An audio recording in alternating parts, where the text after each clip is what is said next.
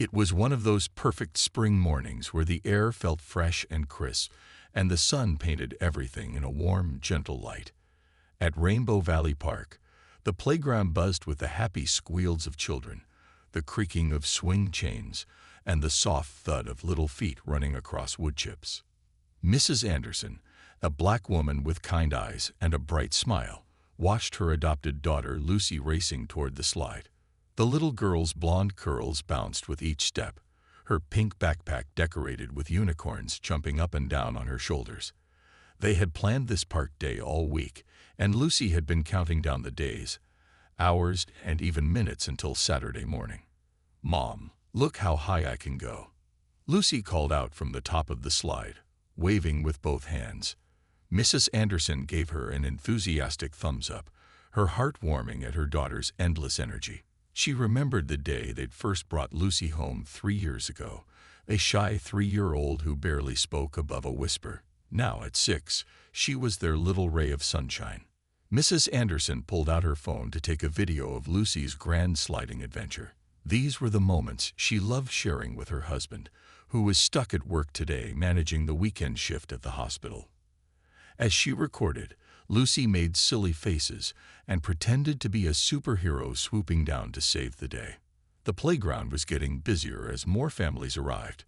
Mrs. Anderson recognized several familiar faces from their neighborhood. The elderly couple who always walked their golden retriever in the mornings, the teenager who taught art classes at the community center, and a few parents from Lucy's school. "Can we get ice cream after this?" Lucy asked, running back to her mom with rosy cheeks and sparkling eyes. Mrs. Anderson checked her watch.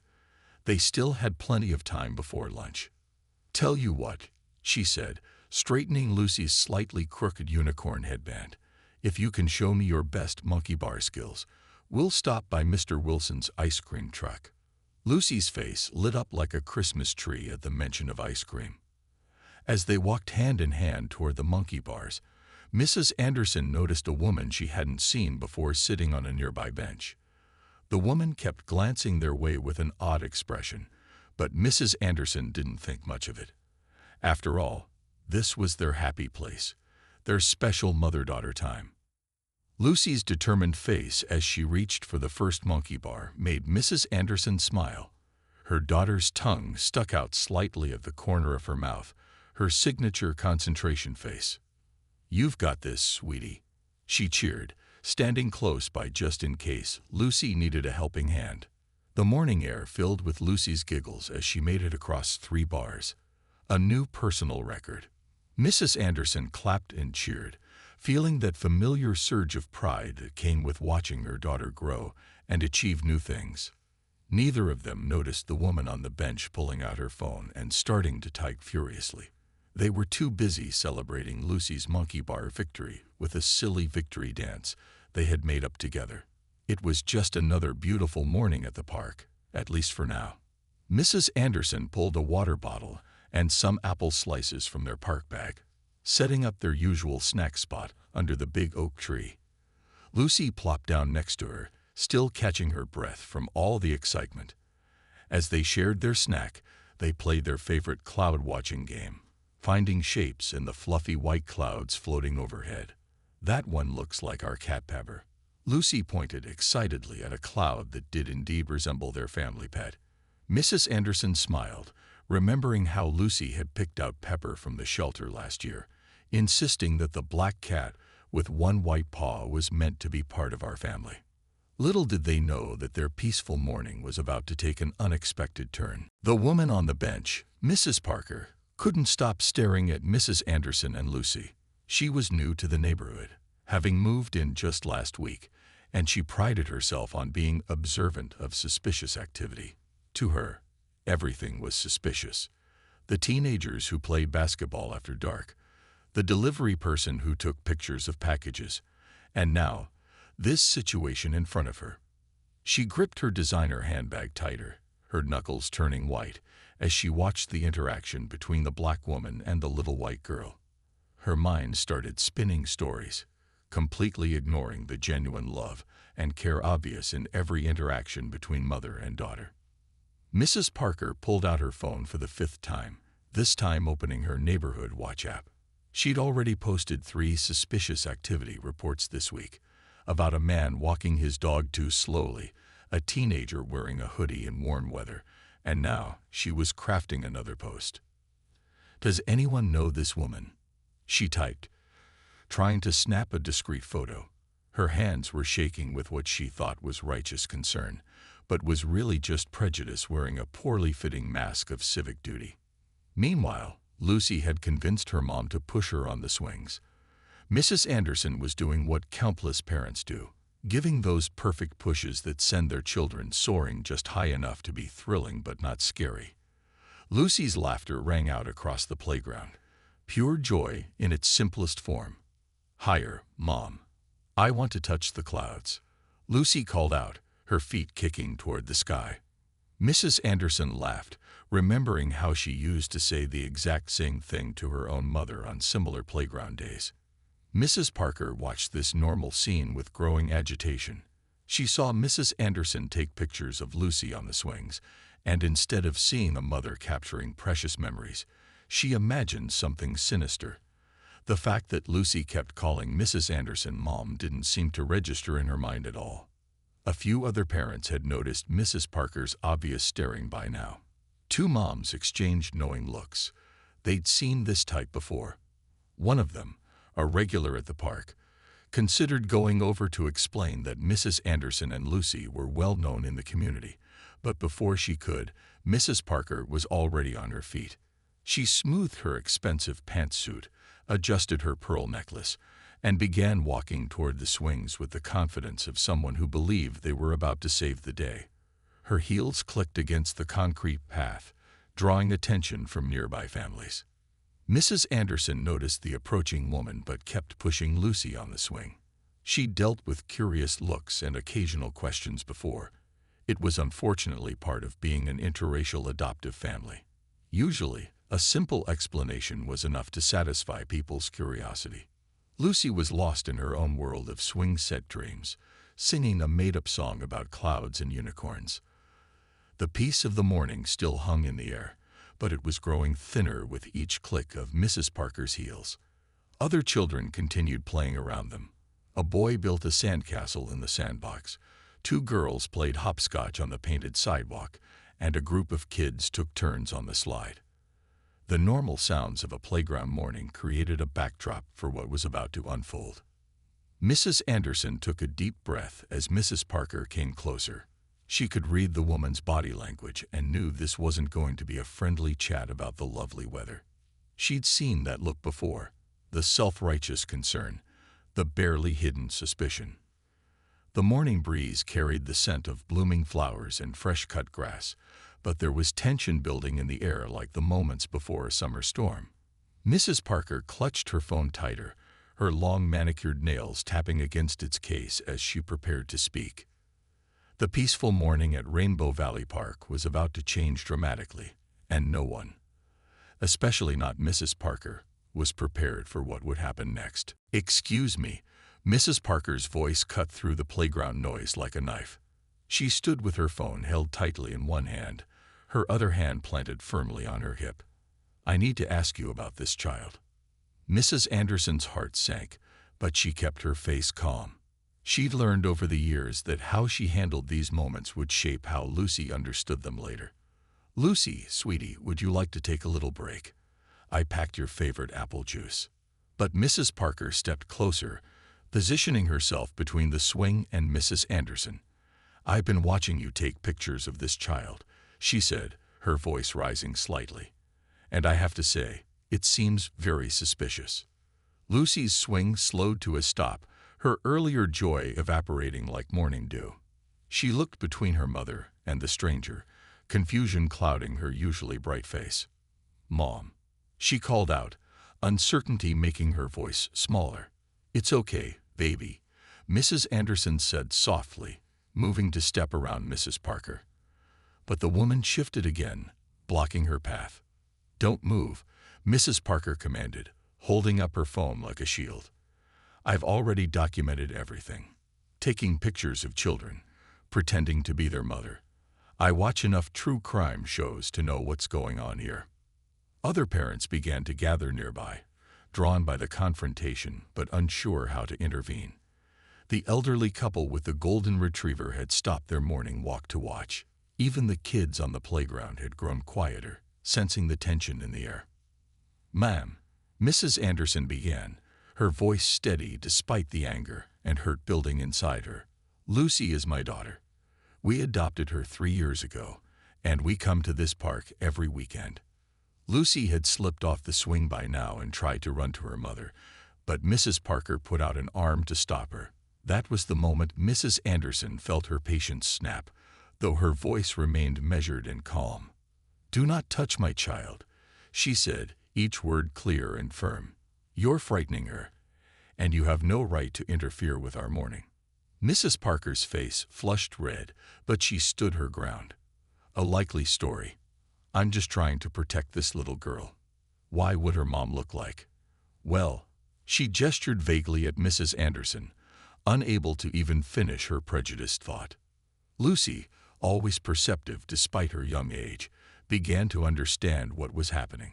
Tears welled up in her eyes, but instead of crying, she did something unexpected. She ducked under Mrs. Parker's arm and ran to her mother, wrapping her arms around her legs. "This is my mommy," Lucy declared loudly, her voice carrying across the now silent playground. "She makes me pancakes with strawberry faces, and she knows all my favorite songs, and she checks under my bed for monsters every night." Mrs. Parker's phone was still recording, capturing Lucy's passionate defense of her mother. Some of the onlooking parents had pulled out their own phones, but they were recording Mrs. Parker's behavior, not Mrs. Anderson's. "I've called the authorities," Mrs. Parker announced, though her voice had lost some of its earlier confidence. "They'll sort this out properly." Mrs. Anderson knelt down to Lucy's level, wiping away her daughter's tears with gentle thumbs. "It's okay, sweetie. Sometimes people don't understand that families can look different from each other. Remember what we always say." Lucy nodded, sniffling slightly. "Love makes a family," she recited, then added with a wobbly smile, "and ice cream makes it better." The tension was broken slightly by a few chuckles from the gathering crowd, but Mrs. Parker remained unmoved. She stood there, foam still raised, waiting for what she thought would be her moment of triumph. Instead, she was about to learn a very public lesson about assumptions, prejudice, and the true meaning of family. The sound of police sirens in the distance made Mrs. Anderson's heart beat faster, but she stayed calm for Lucy's sake. She pulled out her phone and quickly called her husband at the hospital. "Honey, I need you to come to Rainbow Valley Park right now," she said quietly, keeping one arm around Lucy. "I've reported a potential kidnapping," Mrs. Parker announced loudly to the growing crowd, as if she was the star of her own reality TV show. She was still recording everything on her phone, though her hand had started to shake slightly. A parent from Lucy's school, who had been watching the whole scene unfold, stepped forward. "This is ridiculous," she said, her voice firm but kind. "Mrs. Anderson has been Lucy's mother for years. I've seen them at every school event, every bake sale, every parent-teacher conference." But Mrs. Parker wasn't listening. She was too busy narrating into her phone camera about her citizen's arrest and how she was protecting the community. The more she talked, the more she seemed to be trying to convince herself she was doing the right thing. Lucy clung to her mother's side, watching the police cars pull up with wide eyes. "Mom," she whispered, "why is that lady being so mean? Did I do something wrong?" Mrs. Anderson hugged her daughter closer. "No, sweetie, you didn't do anything wrong. Some people just need help understanding that love is what makes a family special, not how we look." Two police officers approached the scene carefully. Officer Chen, a young woman with kind eyes, immediately noticed Lucy's comfortable and natural attachment to Mrs. Anderson. Her partner, Officer Rivera, began talking to the gathering crowd, getting statements from the other parents. "Ma'am," Officer Chen addressed Mrs. Parker, "can you explain what you witnessed that caused concern?" Mrs. Parker launched into her story, but with each word, she seemed to realize how weak her evidence was. Well, she was taking pictures of the child. And they don't. They're not. She struggled to find a way to say what she meant without sounding prejudiced. Meanwhile, Mrs. Anderson had opened her phone's photo gallery. She showed Officer Rivera pictures from Lucy's adoption day, her last birthday party, family vacations, and everyday moments at home. Lucy chimed in with stories about each photo, her voice growing more confident as she shared memories of her family life. "And this is from yesterday," Lucy said excitedly, pointing to a picture of her and her mom making cookies. "Mom let me put extra chocolate chips in mine, but don't tell Dad." Her natural interaction with the photo gallery was more convincing than any official document could be. The crowd of parents had grown larger, and many were sharing their own stories about knowing the Anderson family. The art teacher from the community center mentioned how Mrs. Anderson volunteered at every children's event. A neighbor talked about Lucy and her mom's daily walks with their cat on a leash, which always made the whole street smile. Mrs. Parker's face had gone from red to pale as she realized the magnitude of her mistake. Her phone had dropped to her side, no longer recording. The suspicious activity she thought she was reporting was nothing more than a loving mother spending time with her daughter. The distant sound of running footsteps announced the arrival of Mr. Anderson, still in his hospital scrubs, having left work the moment he got his wife's call. Lucy's face lit up at the sight of her father. "Daddy," she called out, running to him with open arms. Officer Chen watched this reunion with a small smile, then turned back to Mrs. Parker. The situation was becoming clearer by the minute, but not in the way Mrs. Parker had imagined. The self-appointed neighborhood watchdog was about to learn an important lesson about real community safety, and it started with checking your own biases at the door. Officer Chen took control of the situation with practiced ease, her calm demeanor helping to settle the tension in the air. She asked Mrs. Anderson and Lucy to sit with her at a nearby picnic table, while Officer Rivera continued gathering statements from the crowd. "Lucy, would you like to tell me about your morning at the park?" Officer Chen asked gently, her notepad ready but her focus entirely on making the little girl feel comfortable. Lucy, now sitting between both her parents, began to relax. "Mom promised me ice cream if I could do the monkey bars," she said, swinging her feet under the table. "And I did 3 whole bars. That's a new record." She looked up at her mother with pride shining in her eyes. Mr. Anderson, still in his hospital scrubs with his ID badge clipped to his pocket, kept one protective arm around his family. He explained how they'd adopted Lucy 3 years ago, their voices overlapping as they shared the story of their first meeting at the adoption agency. "She was hiding behind a bookshelf," Mrs. Anderson recalled, smiling at the memory. "But when she saw the stuffed unicorn we brought, she came right out and asked if it was magic." "It is magic," Lucy insisted, making everyone at the table laugh. Even Officer Chen couldn't help but smile at the family's natural interaction. Meanwhile, Officer Rivera was having a very different conversation with Mrs. Parker, who was becoming increasingly uncomfortable as more neighbors stepped forward to vouch for the Anderson family. "They helped organize last year's block party," one neighbor said. "Lucy made the lemonade signs herself." "Mrs. Anderson reads stories at the library every Thursday," added another. "Lucy helps her pick out the books. They do all the different voices together." The evidence of family bonds went far beyond legal documents. It was in the way Lucy unconsciously leaned into her mother's side when she was tired. It was in how Mr. Anderson automatically reached to fix Lucy's crooked headband, and how Mrs. Anderson knew exactly which pocket of Lucy's backpack held her favorite hair ties. Officer Chen observed all of this while professionally going through the necessary protocols. She examined the family's ID cards and listened as more community members came forward with their stories. Last winter, the elderly man with the golden retriever shared, Lucy and her mom built a snow family in their front yard. They gave each snow person different colored scarves so they wouldn't match, just like their real family. Mrs. Parker stood awkwardly to the side, her designer handbag now clutched close to her chest, like a shield. Her phone had disappeared into her pocket, and her earlier confidence had melted away completely. Officer Rivera finally approached the picnic table with his conclusions. "Everything checks out perfectly," he announced, though everyone except Mrs. Parker had already known it would. "The Andersons are clearly a loving family, and we apologize for any distress this situation has caused." Lucy, who had been quietly observing everything with the unique wisdom of children, suddenly spoke up.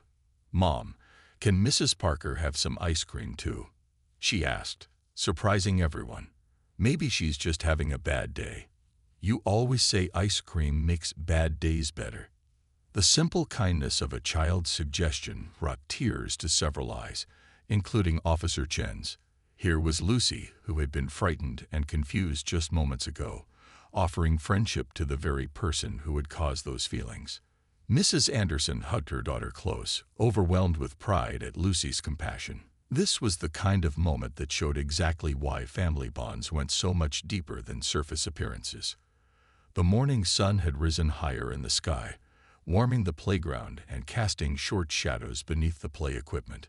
What had started as a confrontation was transforming into something else entirely, a teaching moment about judgment, acceptance, and the true meaning of family. Word of what happened at Rainbow Valley Park spread quickly through the neighborhood. Parents who had witnessed the incident shared their perspectives on local community groups, not to shame Mrs. Parker, but to start an important conversation about assumptions and acceptance. The elderly couple who walked their golden retriever every morning shared how they'd watched Lucy grow up over the years. "That child brings joy wherever she goes," the old man said, his voice warm with affection. Last winter, she and her mom made snow angels in their front yard and invited the whole street to join them. The teenager who taught art classes at the community center pulled out her phone to show everyone the wall of family portraits her students had drawn. Lucy's drawing hung in the center, its colors bright and bold. "We had a whole discussion about how families come in all different shapes, sizes, and colors," she explained. Lucy's story inspired so many other kids to share their own unique family stories. One by one, neighbors began sharing their own experiences with the Anderson family. The owner of the local bakery remembered how Mrs. Anderson would bring Lucy in every Friday after school. "They always buy 2 chocolate chip cookies," she said with a smile. Lucy takes tiny bites to make hers last longer, while her mom pretends not to notice when crumbs fall on the floor. Even the ice cream truck driver, Mr. Wilson, who had just pulled up to his usual spot, had a story to share. "That little girl once gave up her own ice cream money to buy a treat for a kid who dropped theirs," he recalled. "Her mom was so proud.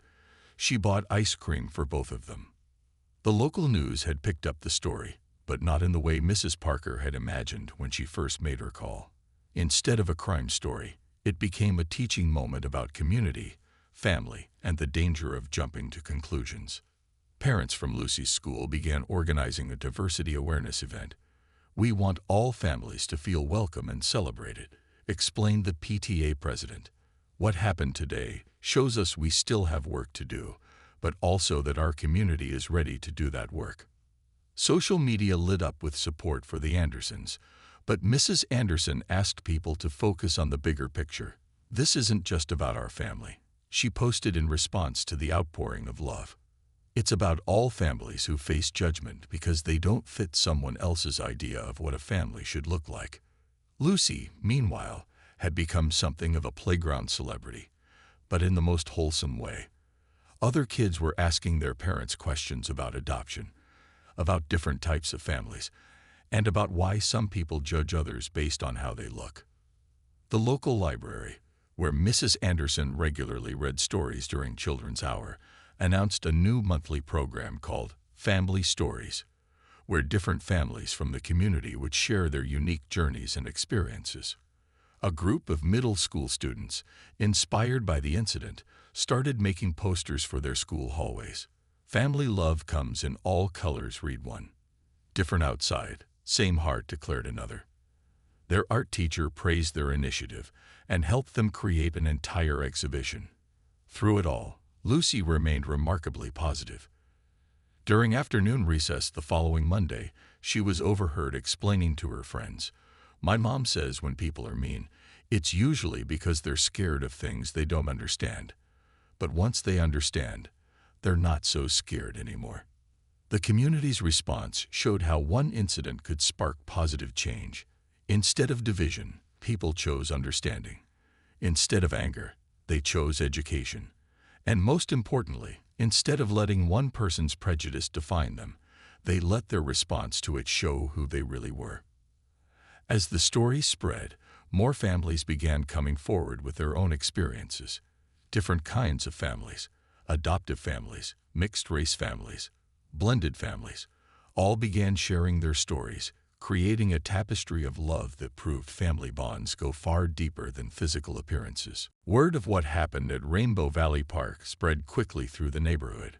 Parents who had witnessed the incident shared their perspectives on local community groups, not to shame Mrs. Parker, but to start an important conversation about assumptions and acceptance. The elderly couple who walked their golden retriever every morning shared how they'd watched Lucy grow up over the years. "That child brings joy wherever she goes," the old man said, his voice warm with affection. Last winter, she and her mom made snow angels in their front yard and invited the whole street to join them. The teenager who taught art classes at the community center pulled out her phone to show everyone the wall of family portraits her students had drawn. Lucy's drawing hung in the center, its colors bright and bold. "We had a whole discussion about how families come in all different shapes, sizes, and colors," she explained. Lucy's story inspired so many other kids to share their own unique family stories. One by one, neighbors began sharing their own experiences with the Anderson family. The owner of the local bakery remembered how Mrs. Anderson would bring Lucy in every Friday after school. "They always buy 2 chocolate chip cookies," she said with a smile. "Lucy takes tiny bites to make hers last longer, while her mom pretends not to notice when crumbs fall on the floor." Even the ice cream truck driver, Mr. Wilson, who had just pulled up to his usual spot, had a story to share. "That little girl once gave up her own ice cream money to buy a treat for a kid who dropped theirs," he recalled. "Her mom was so proud, she bought ice cream for both of them." The local news had picked up the story, but not in the way Mrs. Parker had imagined when she first made her call. Instead of a crime story, it became a teaching moment about community, family, and the danger of jumping to conclusions. Parents from Lucy's school began organizing a diversity awareness event. "We want all families to feel welcome and celebrated," explained the PTA president. "What happened today shows us we still have work to do, but also that our community is ready to do that work." Social media lit up with support for the Andersons, but Mrs. Anderson asked people to focus on the bigger picture. "This isn't just about our family," she posted in response to the outpouring of love. "It's about all families who face judgment because they don't fit someone else's idea of what a family should look like." Lucy, meanwhile, had become something of a playground celebrity, but in the most wholesome way. Other kids were asking their parents questions about adoption, about different types of families, and about why some people judge others based on how they look. The local library, where Mrs. Anderson regularly read stories during Children's Hour, announced a new monthly program called Family Stories, where different families from the community would share their unique journeys and experiences. A group of middle school students, inspired by the incident, started making posters for their school hallways. "Family love comes in all colors," read one. "Different outside, same heart," declared another. Their art teacher praised their initiative and helped them create an entire exhibition. Through it all, Lucy remained remarkably positive. During afternoon recess the following Monday, she was overheard explaining to her friends, "My mom says when people are mean, it's usually because they're scared of things they don't understand. But once they understand, they're not so scared anymore." The community's response showed how one incident could spark positive change. Instead of division, people chose understanding. Instead of anger, they chose education. And most importantly, instead of letting one person's prejudice define them, they let their response to it show who they really were. As the story spread, more families began coming forward with their own experiences. Different kinds of families, adoptive families, mixed-race families, blended families, all began sharing their stories, creating a tapestry of love that proved family bonds go far deeper than physical appearances. The next few days brought unexpected changes to the neighborhood. Mrs. Parker, who had always seen herself as the community's self-appointed guardian, found herself doing a lot of soul-searching. The image of Lucy's family drawing stayed with her, those crayon figures holding hands beneath the words, "My family is perfect." Walking past her window one morning, she saw Mrs. Anderson and Lucy on their daily walk to school. Lucy was skipping, her unicorn backpack bouncing with each step, while she told her mom an animated story that involved a lot of hand gestures. The scene was so ordinary, so filled with natural love, that Mrs. Parker felt a fresh wave of shame over her actions. At the local coffee shop, conversations had shifted. Instead of discussing property values and suspicious activities, people were sharing stories about their own families. The barista talked about growing up with two moms. A regular customer mentioned his adopted siblings from different countries. Each story added another thread to the community's growing tapestry of understanding. Mrs. Parker noticed these changes most at her neighborhood watch meetings. "Maybe we've been watching for the wrong things," one member suggested. "Instead of looking for trouble, we could be looking for ways to help each other." The police department took notice too. Officer Chen organized a community workshop about assumptions and bias. What happened at the park could have ended very differently, she explained to the gathered crowd. "It's our responsibility as a community to question our assumptions before they hurt innocent families." Local businesses began putting up signs reading "All families welcome here" in their windows. The ice cream truck now had a new special called the Rainbow Family Sundae, with proceeds going to support adoption agencies.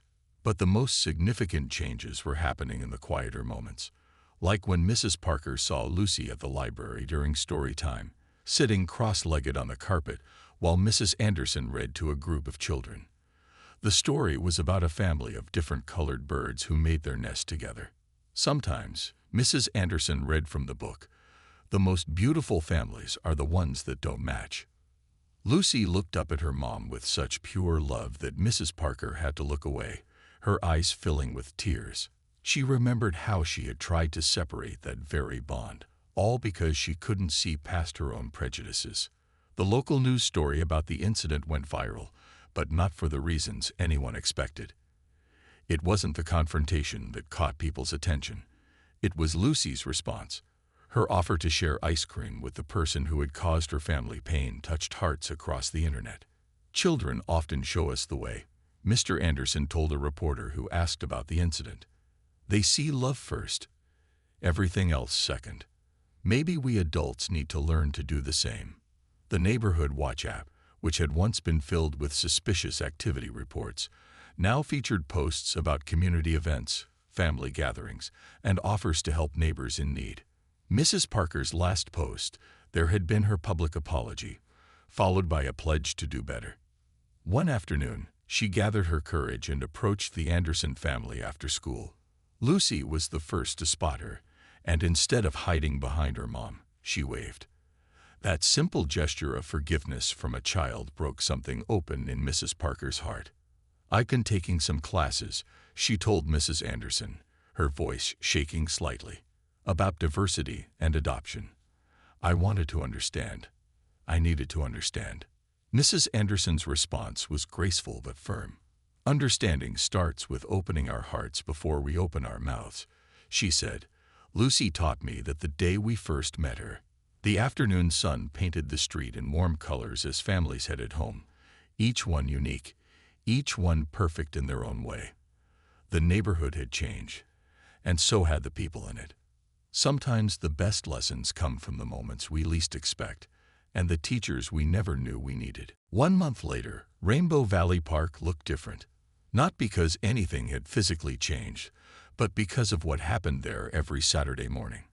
Families of all kinds gathered for what had become known as family unity picnics, an idea that started with a simple suggestion from Lucy. "Can we have a big ice cream party?" she had asked after the incident, with all the different flavors mixed together. Her innocent request had grown into something much more meaningful. This particular Saturday, the park buzzed with activity. The ice cream truck's familiar jingle played in the background as Mr. Wilson served his famous Rainbow Family sundaes. Children played on the swings and slides, their laughter filling the air. Parents chatted on picnic blankets spread across the grass, sharing stories and snacks. Mrs. Anderson sat with a group of new adoptive parents, answering their questions and sharing her experiences. The most important thing, she told them, is to help your children feel proud of their story. Every family has a unique journey. Lucy darted between playgroups, making sure no child felt left out. She had become a natural at welcoming new families, especially those who seemed unsure about fitting in. "Want to try the monkey bars?" she'd ask, or "My mom packed extra cookies." Mr. Anderson, no longer in his hospital scrubs, helped organize games that brought different families together. The three-legged race had become a park favorite, with parents and kids from different families pairing up to participate. Even Mrs. Parker had found her place in this new community. Instead of watching from her bench with suspicion, she now helped coordinate the weekly gatherings. Today, she was teaching a group of children how to make friendship bracelets, their small hands carefully weaving colored threads together. "Just like these threads," she explained, her voice gentle, "we're all different colors but stronger when we're woven together." The local police department had taken notes too. Officer Chen regularly brought her family to these gatherings, not as a police officer but as part of the community. She and Officer Rivera had helped develop new training programs about family diversity for their entire department. The community center's walls now displayed a growing collection of family portraits drawn by children. Each one unique, each one celebrated. Lucy's original drawing held a special place, inspiring others to share their stories through art. The library's Family Stories program had become so popular they had to move it to a bigger room. Each week, a different family shared their journey, and the children's section now had an entire shelf dedicated to books about diverse families. As the morning sun climbed higher, Mrs. Anderson watched Lucy showing a new girl how to pump her legs on the swing. The girl had just been adopted from overseas, and her parents stood nearby, relief evident on their faces as they watched their daughter make her first friend. "Sometimes," Mr. Anderson said, putting an arm around his wife, "the best changes come from the hardest moments." Mrs. Parker approached them, carrying a tray of lemonade. "Lucy's legacy," she said softly, nodding toward the playing children. "She taught us all how to see with our hearts instead of our eyes." The park had become more than just a playground. It was a symbol of how a community could grow, learn, and change together. Every Saturday gathering reminded everyone that family love comes in all colors, shapes, and sizes. As the morning drew to a close, Lucy gathered everyone for what had become a tradition. Standing on a picnic table, with her mom's careful spotting, she led the group in singing a song she had made up. "Different faces, same heart, that's how families start." The simple wisdom of a child had transformed one difficult morning into a movement of understanding and acceptance. Rainbow Valley Park had become a place where families didn't have to match to belong, where differences were celebrated instead of questioned, and where love was the only requirement for being a family. And somewhere, in a frame on the community center wall, Lucy's crayon drawing still proclaimed the truth they had all come to understand. Every family is perfect in its own way.